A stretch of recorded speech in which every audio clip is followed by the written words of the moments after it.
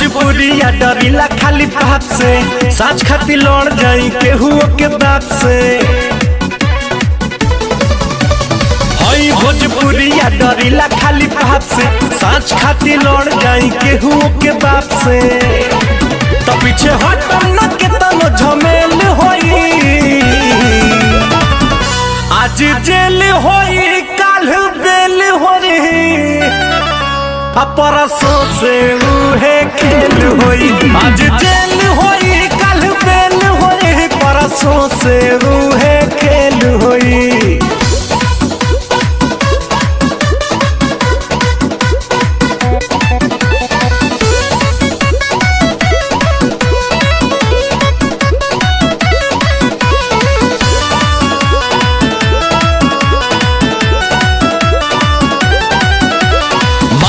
पगरिया अमुहवा में पान बा, पिस्टल कमर में असीना उतान बा। इहे तो असली भोजपुरिया के पहचान बा। इहे तो असली भोजपुरिया के पहचान बा। भारी सौ पाए के अकेल होई, आज जेल होई काल बेल होई, परसों से उहे खेल होई। आज जेल होई काल बेल होई, परसों से उहे खेल होई।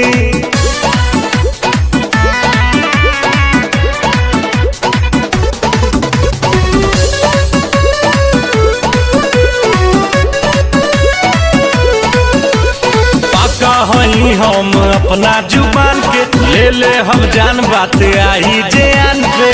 करिले न सहीले माटी के अपमान के, करिले न सहीले माटी के अपमान के। भर दे हम जे माथा फेल होई,